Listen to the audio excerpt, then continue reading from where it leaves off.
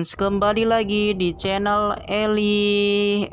Oke teman-teman semua, di video Death Story kali ini aku akan bercerita tentang karakter yang ada di Jepang yang disebut dengan Pekosen. Nah, bakalan seru nih ceritanya teman-teman. Tapi seperti biasa, buat kalian jangan lupa like, komen, dan subscribe, dan dukung terus ceritanya supaya kalian tidak ketinggalan video-video baruku selanjutnya. Dan buat kalian juga yang ingin request dari cerita baru, silakan cantumin aja di kolom komentar, karena aku akan standby buat kalian semua.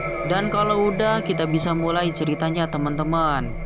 Pekosen adalah urban legend yang ada di Jepang yang sangat terkenal. Sejak dahulu kala, Pekosen sendiri adalah sesosok maskot dari perusahaan Jepang yang bernama Pujia, dengan produk terkenalnya yaitu permen Milky. Perusahaan tersebut memiliki slogan yang sangat terkenal hingga saat ini. Slogan tersebut ialah Milky Tasty Like Mama, yang bahasa Indonesianya yaitu rasa milky seperti mama. Bentuk Pekosen sendiri merupakan gadis kecil dengan pipi yang besar dan rambut yang dikucir dua, menggunakan pita biru. Posenya selalu tersenyum lebar dengan lidahnya yang keluar, seolah-olah menampilkan kelezatan dari produk tersebut. Namun siapa sangka bocah ini yang imut ini dulunya adalah seorang kanibal yang sangat menakutkan lagi menyeramkan. Menurut kisah urbannya, Pekosen dulunya adalah seorang anak kecil yang hidup ketika Perang Dunia Kedua. Ia hanya tinggal bersama dengan ibunya tercinta di sebuah desa di daerah Jepang. Ketika peperangan berlangsung, terjadi krisis ekonomi dan kelangkaan makanan di daerah Jepang. Sang ibu dan anak ini pun kelaparan, namun tidak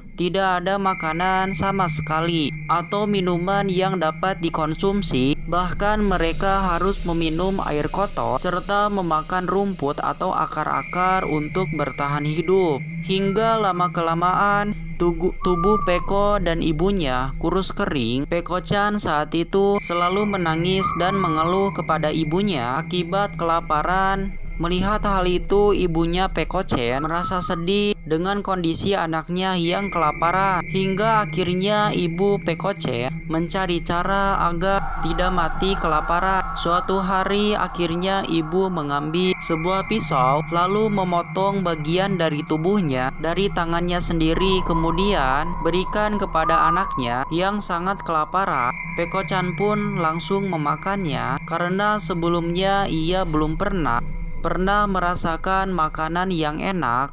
Ia sangat terkejut dan diberikan makanan oleh ibunya tersebut, yang tidak lain adalah daging ibunya sendiri. Keesokan harinya ibunya memberikan makanan lagi, dan Peko pun akhirnya sangat senang memakannya. Hingga akhirnya Pekosen mengetahui bahwa selama ini adalah makanan yang dia makan ternyata daging ibunya sendiri. Saat itulah Pekosen justru malah ketagihan dan ia terobsesi untuk memakan lagi daging ibunya. Hingga akhirnya ia tega mencoba membunuh ibunya sendiri. Tapi ibunya malah merasa senang dan tersenyum sambil mengatakan "Kill me", yang artinya bunuhlah. Kemudian Pekosen dengan senang hati membunuh ibunya sendiri, lalu memakan seluruh tubuh ibunya dan menjadikannya tumbuh menjadi seorang kanibal. Banyak yang mengatakan bila alasan lidah Pekosen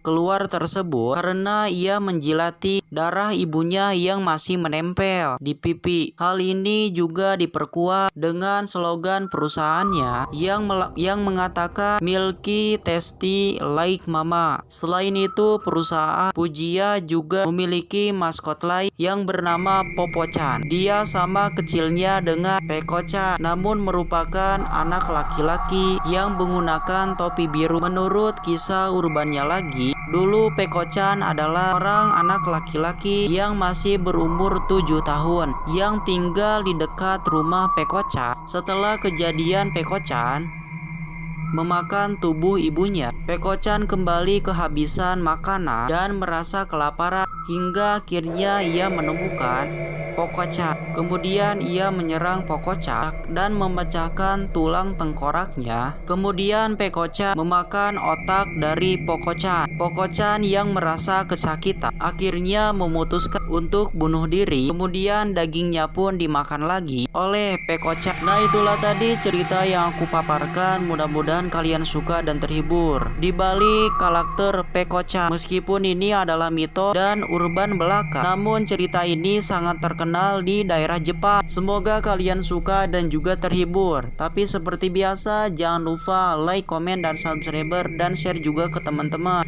Tapi seperti biasa, percaya atau tidak itu tergantung pada diri kalian masing-masing. Karena ini bersifat menghibur saja dan bertujuan untuk menambah wawasan kita semua tentang urban legend yang ada di seluruh dunia. Mungkin sekian, bye bye teman-teman. Mudah-mudahan kalian suka dan terhibur.